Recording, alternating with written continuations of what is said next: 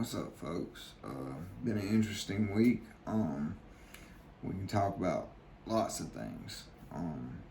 One thing I want to point out is the hypocrisy in our big news, big tech industry. If you notice, it doesn't seem like they're wanting to track the coronavirus deaths anymore. That probably has something to do with Biden taking over.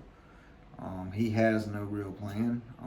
What Donald Trump's plan already was to do the vaccines, and he got it pushed through in a matter of months. It was almost a year, but he got it. He did the impossible. What everybody said was impossible, he did. So he got that pushed through. So that's Joe Biden's plan, to piggyback off Trump, try to push this vaccine. He has no other real plan. Now, Amazon and everybody else is jumping in, trying to help him out. Hey, we'll distribute it, we'll do this, blah, blah, blah. They weren't there. They weren't trying to do that when Trump was in office. As we know, Jeff Bezos and his huge financial superiority at this point, he didn't bother to try to help the American people. He waited till he could make it a political move. And then we got the do-nothing Democrats that sat through the whole end of last year. Instead of giving Americans relief, they waited until they could take that win from Trump and give it to Biden as well by trying to hold off on giving American taxpayers relief. And like I said, me personally, I didn't need the damn relief. If you got to prepare properly. You got to be ready to take losses. You got to be ready for emergencies. But there are some good, hardworking people out there who just absolutely lost their job. The government shut them down. The government has no problem shutting down working class Americans and taking their livelihood. Not a bit of problem doing that. They will shut us down and take our livelihood with a snap of the finger. They do not care about us. The next thing we learned is that when it comes to Wall Street and hedge funds, if normal working class people see that they're doing something and they say, okay, hey, we can counter this and we can actually take advantage and make some money here, the second that they start throwing the system out of whack, they get shut down. Now, keep in mind, the New York Stock Exchange did not shut them down, did not mess with their accounts. It was actually Robinhood.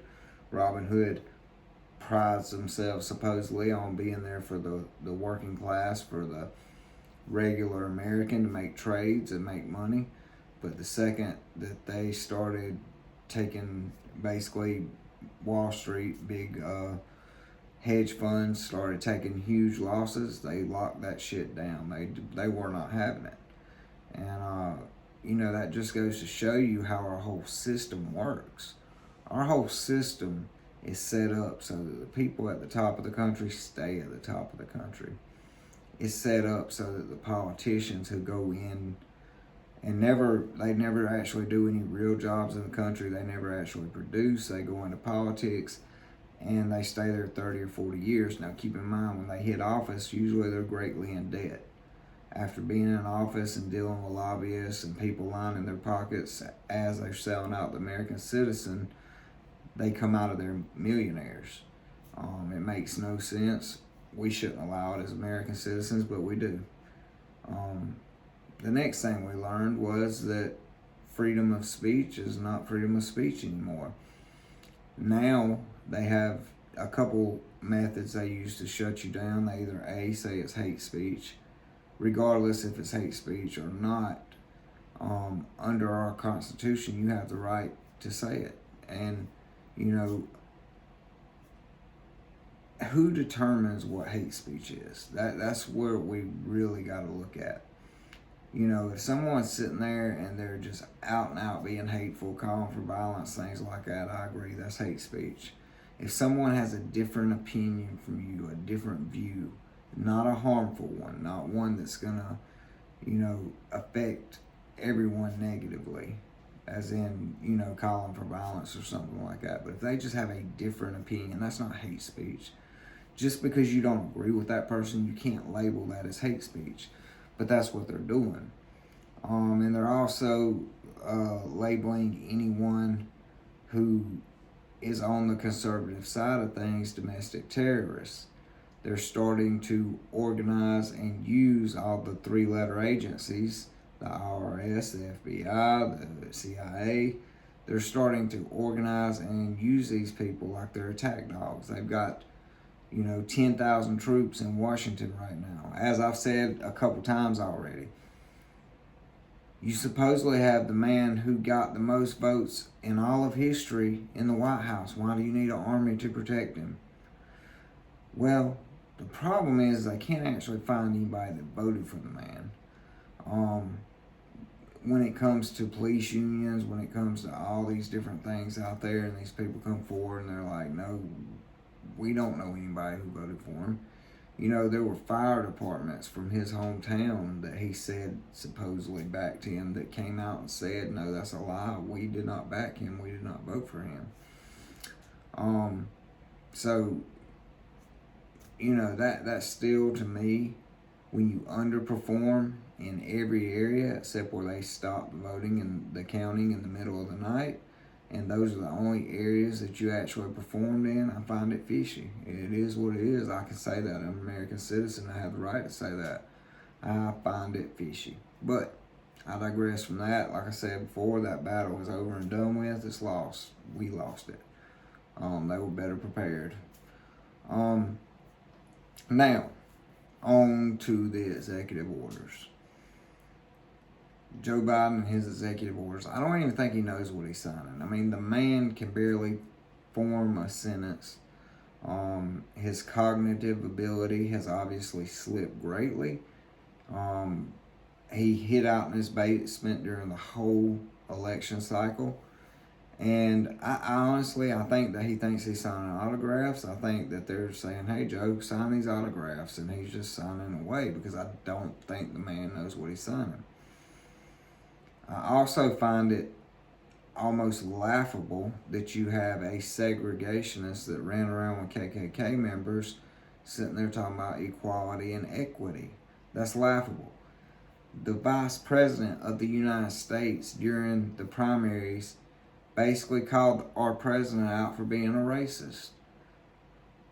Roll that one around. Our vice president during the primaries called our president out for being a racist, for being a segregationist, for saying that he did not want his kids in a racial jungle. He did not want segregation to happen. He didn't want his kids around black folks. It's a fact. The Democrats are the world's best at burying our history and destroying our history so that people do not realize what has went on for the past, 400 years. And that's the reason I like to make sure I repeat our history so that everyone who doesn't know our history might question it just a little bit and go look it up for themselves. So I'll repeat it one more time. The Southern Democrats owned all the slaves. The Republican Party was formed by free slaves and white men who did not believe in slavery. As a matter of fact, during the Civil War and the year 1860, all 4,000 slaves were actually owned by Southern Democrats. Not one Republican owned a slave. So we go to war. The Southern Democrats lose. The federal troops stay in the area for a while. Once they start leaving, as a matter of fact, black folks started getting elected to key positions in the South, which really flew all over the Southern Democrats. So as the federal troops started leaving and going back to the North, the Southern Democrats got together and helped and formed the KKK. And they used the KKK to terrorize, but not only terrorize, they weren't just going after black folks, they were going after any Republican they could find. Remind you of anything? Kind of like today. But even back then, they used race, and they made it seem like they would say things such as, that the black folks were taking the jobs away from the white folks. This, all this racist bullshit to try to expand and gain their power back. When that didn't work, like I said, they formed the KKK. They tried to do it through violence. When that didn't work, they rolled out Jim Crow laws and segregation. All these things they were beaten on, including women's rights to vote. That was the Republicans that beat them. So they got beat over and over and over again on their bad policies. During the Great Depression, they took advantage of a lot of things. We had a point where the Democrats stuck all of our Japanese Americans in concentration camps. And trust me, they would like nothing more than to stick us in concentration camps today if they could do it. And hell, they might end up with the power to do it. I mean, look at what they're doing now. Basically, whatever they want. If they can't get it through the House and Senate, they're going to sign an executive order. D.C. was set up as federal land. It was not ever meant to be a state. They took part of Virginia and part of Maryland, and they said, hey, this is a federal land. This is for the federal government. Because they didn't want any one state controlling the government. They didn't want any one state having the federal government in their control. So that's the reason it was set up that way. The framers of the Constitution were very, very smart. So the Democrats are going after the filibuster, they're going after electoral colleges, they're trying to add states that will most definitely get more Democrats in power. They're going to try to stack the Supreme Court right now. They're talking about adding 4 justices. So why would they add 4 justices? Well, Trump added 3. So if they add 4, they take power back as well. But they don't do it the same way that Trump did it. Trump did it by the rules. He did it by the constitutional power he was granted. He did not change the rules and say, I'm going to add as many as it takes to swing the court my way. He followed the constitutional rules. Democrats aren't going to do that. They're going to do what they always do. They want to change the rules to benefit their power. Exactly what happened the last election cycle. We had backroom deals and counts in back rooms where no observers were. They changed the rules to win. Now they're changing the rules to try to take more power and more control. Big government. That's what they want. They want big government. They want redistribution of wealth. And of course, again, they play the race card. That's what the Democrats do. They've done it for all this time. What makes you think they're going to change now? They just found a new enemy. That's all they did. And they're great at trying to make one, and they put us all in buckets, and they're great at trying to make one bucket think that another bucket has wronged them. The fact is, I don't think there's anybody who denies that slavery was wrong. Everybody knows slavery was wrong. That's the reason we ended it. It wasn't like everybody just it wasn't like the slaves just woke up one day and said, we're going to be free. No. There was actually good men who went and fought to get them their freedom. They fought their asses off. They died getting the freedom. All these things have been lost in history, and they don't teach our kids history anymore. They teach them the exact opposite of what's really going on. We live in the greatest country of the world. The country where you can come from nothing, and if you work hard and you do the right things, you can be whatever you want to. Look at Dr. Ben Carson. Prime example. Brilliant surgeon. Brilliant a political genius. And he came from nothing. Look at Oprah Winfrey. Supposedly she came from nothing. Look at where she's at now. The list goes on and on and on and on and on. You could keep going forever with this list of people who came from nothing and made something because of the free market we have in this country. And they're out to destroy it all. they want to take and make everyone as dependent on the government as they can.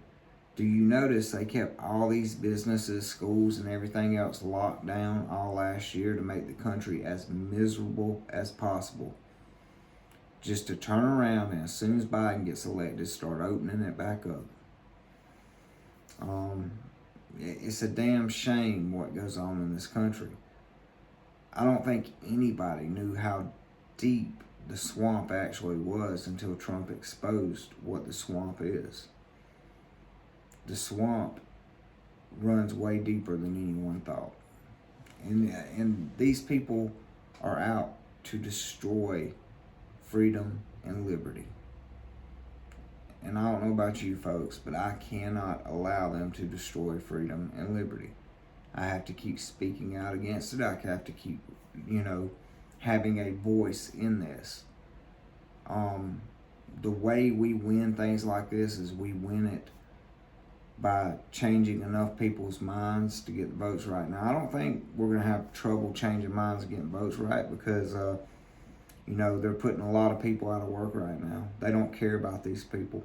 They are so out of touch with reality. They say they can just go get more jobs. I mean, these piece of shit politicians who've never had to work, they're sitting on millions. It doesn't affect them, and they don't give a damn about us. And the American people have to wake up and recognize this and actually stand for something. Y'all have a blessed day.